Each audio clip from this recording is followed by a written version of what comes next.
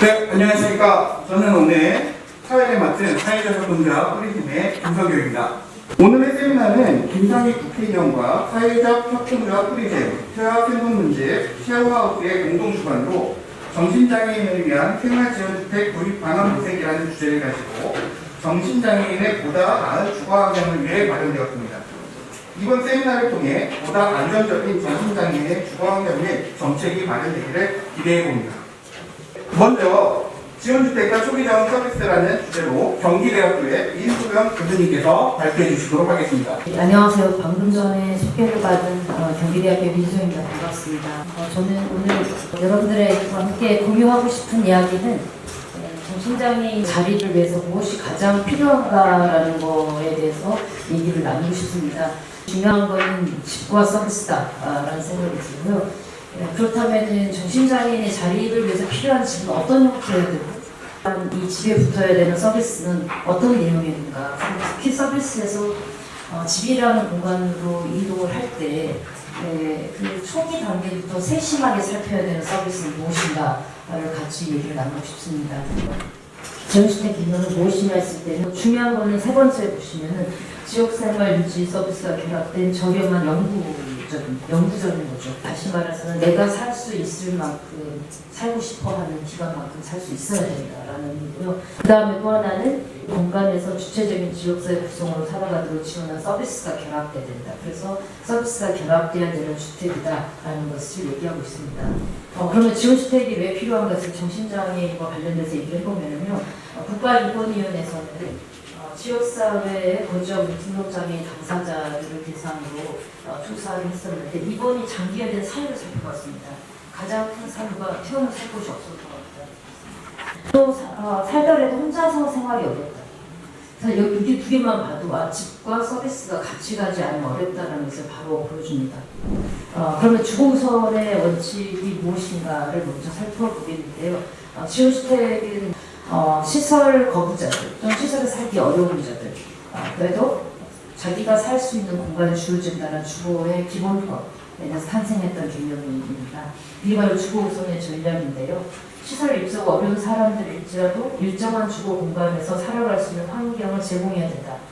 지극히 인간의 기본권 때문에 탄생했던 게 주거 우선 전략을 갖춘 지원주택입니다. 그래서 기본권인 주거를 먼저 제공해야 된다. 그런 다음에 지역사회에서 거주를 돕는 거지 주거 유지가 준비된 사람을 선별해서 주거를 주는 방식은 아니다 라는 게 차이가 있습니다. 그래서 주거 준비가 필요한 게 아니라 주거 우선이다 라는 겁니다. 해답은 바로 주거를 먼저 주거 그 안에서 이들이 살아갈 수 있도록 서비스가 언제든지 따라붙을 수 있는 방식으로 변해야 된다는 것을 우리가 역사적인 과정에서 알게 됐습니다. 여기에서 알 수 있는 것은 주거는 개인의 기능 수준과는 관련이 없다. 주거를 치료 계획의 한 부분도 아니다. 주거는 인간의 그냥 권리다. 라는 사상을 가지고 있습니다. 또 중앙공동보험에서 한년의 시범 사업이 있었습니다. 15개 기관에 이제 573명이 참여를 했었는데 여기서 보면은 주거 안정성, 그 다음에 일상적인 독립생활 능력, 그 다음에 사회적 진단, 생활 만족도 측면에서 상승했거나 또는 더 나빠지지 않고 그때 유지했던 모습들을 보여줍니다. 사실 더 상승하는 것도 한계가 있겠죠. 왜냐하면 인간의 자체가 우리도 노화가 되고 하기 때문에 유지됐다는 것 자체도 매우 의미 있는 겁니다. 어떤 인터뷰하셨던 걸 생각나는데 시설에 있을 때 오히려 건강이 더 안 좋아진다는 거예요. 왜냐하면은 미래가 내 삶은 그냥 그대로 흘러가는 거니까. 했는데 집에 지원주택이라는 곳에 살면서 미래를 생각하니까 약도 챙겨 먹고 내가 건강해야 된다. 이런 생각도 하시게 되더라고요. 된다 그러면서 내가 더 건강해지는 것 같다. 이렇게 말씀해 주셨어요. 우리나라의 서비스들의 형태를 보면 시설에 머물거나 아니면 지역사회에 계속 머물렀거나 이 두 가지로 분절되어 있는데요. 이 두 가지의 서로 다른 공간을 연결시키는 브릿지 역할을 하는 서비스는 굉장히 미약해요. 그러면 그렇게 낯선 공간에 가서 갑자기 스트레스가 확 올라오면서 정신적으로 다시 어려움이 나타나면서 또 시설로 들어가는 이런 회전문 현상이 나타나는 거죠. 근데 그런 회전문 현상을 일어나지 않도록 도와주는 게 초기적인 지원 서비스입니다. 이 초기적인 지원 서비스도 이미 서구에서는 사실은 서비스 체계로 지도가 되어 있다고 볼 수 있습니다. 그걸 우리는 Critical Time Intervention 서비스라고 해서 CTI 모델이라고 합니다. 그래서 이 CTI 모델을 이제 우리나라에도 제도화시켜야 된다라는 게 제 생각 중 하나고요. 그래서 초기적인 지원 서비스는 초기전환 전환 시점으로서 인생에서 전환기를 맞은 중요한 시점에 있는 사람들에게 새로운 삶에 잘 적응할 수 있도록 돕는 것이다라는 겁니다. 또는 집단적인 시설 생활을 하다가 갑자기 독립적인 공간에서 돌아왔을 때 제가 기억나는 그 전화가 그런 분이셨어요. 텔레비전에서 케이블을 달아야 되는데 옛날 케이블을 다는 방법을 몰라가지고 전화 기표를 차기 해가지고 결국 테이블 못 털고 할 수 없이 옛날 그 시설에 있던 사례 관리 해주셨던 분한테 연락을 해서 이 케이블 어떻게 달아야 되나 라고 질문하셨던 분도 얘기를 들었었는데 그런 하나하나 일상에서 조그마한 변화지만 큰 변화일 수 있거든요. 그러나 그 큰 변화가 아주 어려운 변화는 아니잖아요. 처음 봤기 때문에 낯선 거니까. 근데 그런 낯설음을 감소시켜주고 빨리 지역에서 그 낯설음을 제거시켜줄 수 있는 게 바로 초기적응 지원 서비스라고 할 수 있습니다.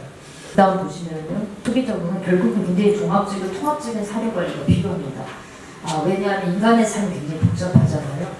주거, 물질, 고용, 가족관계, 이웃관계, 그 다음에 경제 등등 여러 가지 복합적인 어려움들을 해결할 수, 지원할 수 있어야 되니까 사회관리 서비스가 필요하고 또 하나는 지역사회 인적 물적 자원을 잘 연계해서 지지망을 구축함으로써 초기적인 지원 서비스에 있는 사회관리가 빠지더라도 지역사회에 잘 적응할 수 있도록 안전망을 만들어주는 이 시스템이 필요합니다. 이 두 가지가 핵심이라고 할 수 있습니다.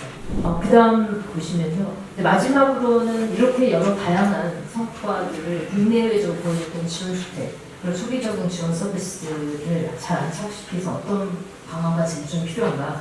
사실 지원주택과 초기적인 서비스는 서로 뗄래야 뗄 수는 없습니다. 왜냐하면 지원주택도 새로운 공간으로 이동하는 거고요. 초기적으로는 새로운 공간으로 이동하는 그 시점에서 제공되는 서비스이기 때문에 서비스가 붙은 집이라고 했잖아요. 그럼 서비스 하나의 종류가 초기적인 서비스고요. 지원주택은 초기적인 지원 서비스가 끝난 이후에도 다양한 다른 서비스들이 이제 정기적으로 안정적으로 들어가야 되는 그런 서비스들이 필요하죠. 근데 이런 게 가장 큰 건 저는 법적 제도적 과제입니다. 사실 그러려고 오늘 이 자리가 만들어진 걸로 알고 있고요. 그 서울시 같은 경우는 이미 2018년에 지원주택 조례를 만들어서 서울시청에서 진행을 하고 있으나 이게 전국 단위로 이루어지지 않기 때문에 여러 가지 한계를 가지고 있습니다. 주택을 제공할 때 예를 들어서 지원주택이 필요한 사람들에게 주택에 대한 우선 공급들을 해야 되는 제도나 절차들을 만들고 또 우선 공급을 하기 위해서 그분들이 집에 사시더라도 편의시설부터 잘 갖춰줘야 되는데 그거에 대한 비용 지원의 방법이라든지 절차 등등 제도화를 통해서 해야 되는 문제가 여전히 산적해 있습니다.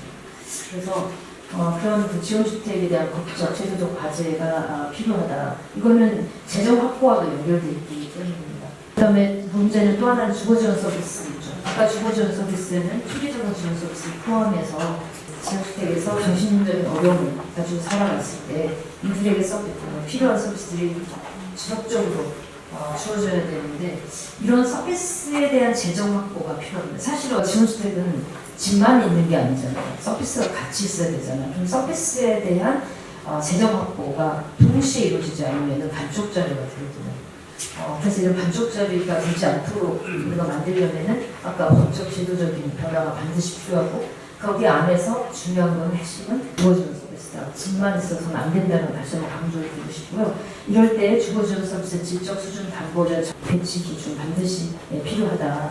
그 다음에 세 번째로 보시면은 이런 지원주택 운영하는 전달체계 구축이 필요합니다.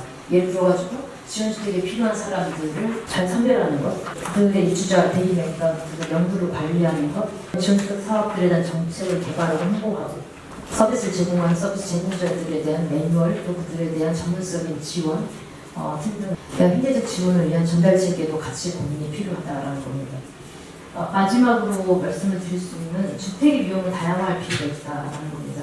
사실 지원주택은 제가 말씀드렸듯이 서구에 시작됐던 하나의 모델이지만 그 모델이 한국에 안착할 수 있는 것은 다양한 모델이 있다고 생각이 들고요. 그런 다양한 모델들을 오늘 여기에 모신 것 같고 그래서 우리가 생활이라는 단어가 붙은 생활지원주택도 등장할 수 있다고 봅니다. 저는 어떠한 형태이든 간에 지역에서 살아갈 수 있는 기회를 주는 것이 가장 중요하다. 그걸 위해서 여러 다양한 아이디어를 내고 주택에 다양한 아이디어를 내는 것은 언제든지 환영을 합니다. 우리가 어떤 하나의 특별한 모형 안에 갇혀 있지 않고 열린 마음으로 중요한 건 지역에서 같이 살아가야 된다는 걸 믿는 것. 그럴 때 우리가 주택 이용을 다양화시킬 수 있는 다양한 아이디어가 나오지 않을까 그런 생각이 듭니다. 그래서 그런 다양한 형태들을 좀 넓게 오픈 마음으로 고민해 주시기를 간절히 바랍니다. 감사합니다. 여기까지 하겠습니다.